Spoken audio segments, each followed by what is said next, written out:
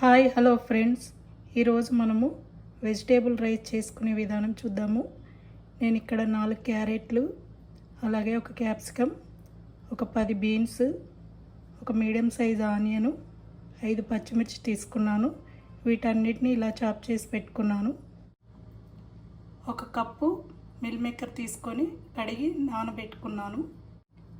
Friends, vegetable rice చేసుకోవడానికి నేను basmati rice 2 గ్లాసులు తీసుకొని కడిగి నానబెట్టుకున్నాను.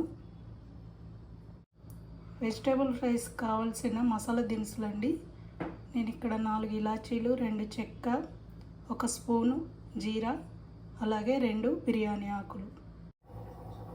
ఇప్పుడు వెజిటేబుల్ రైస్ తయారయ్యే విధానం చూసుకుందాం.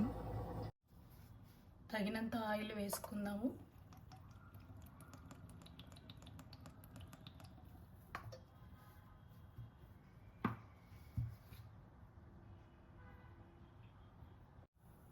ఆయిల్ వేడైందండి.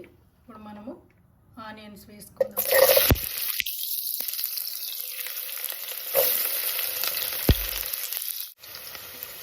అలాగే మసాలా దినుసులు కూడా వేసుకుందాం.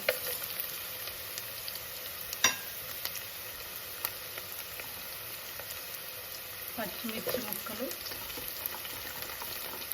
అలాగే బీన్స్ ముక్కలు,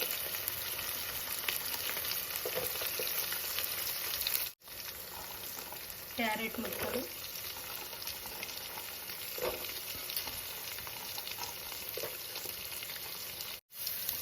అలాగే క్యాప్సికమ్ ముక్కలు.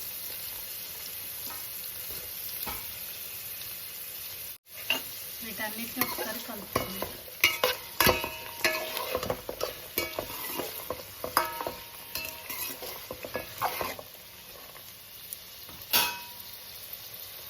ఇప్పుడు ఇందులో 1 స్పూను అల్లం వెల్లుల్లి పేస్ట్ వేసుకున్నాము.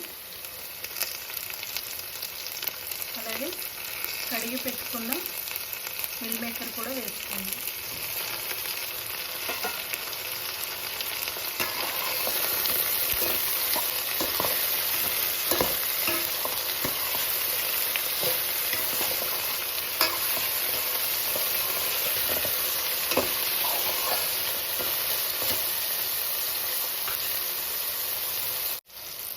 ఇప్పుడు మనం ఇందులో వాటర్ వేసుకున్నామండి. నేనైతే ఏ గ్లాస్తో అయితే రైస్ తీసుకున్నానో అదే గ్లాస్తో 1.5 గ్లాస్ వాటర్ వేసుకుంటున్నాను.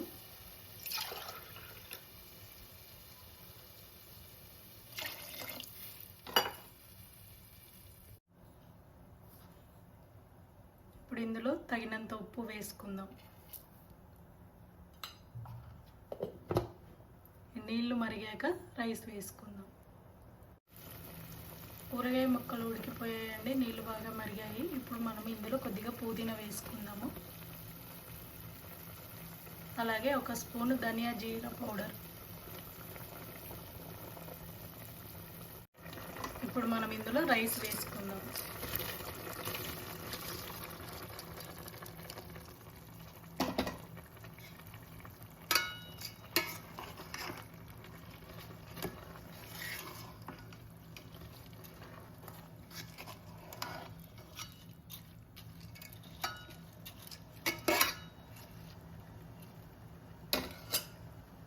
ఇప్పుడు మూత పెట్టుకొని ఉడికించుకుందాం. ఇప్పుడు మనం రైస్ని చూసుకుందామండి.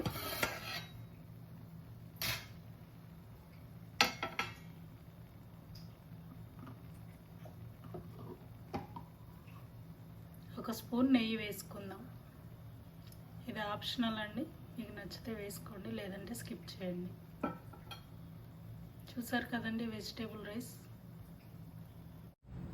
చూసారు కదండి, ఎంతో సింపుల్గా చేసుకునే వెజిటేబుల్ రైస్. దాన్ని తయారయ్యే విధానము మీరు కూడా తప్పకుండా ట్రై చేయండి.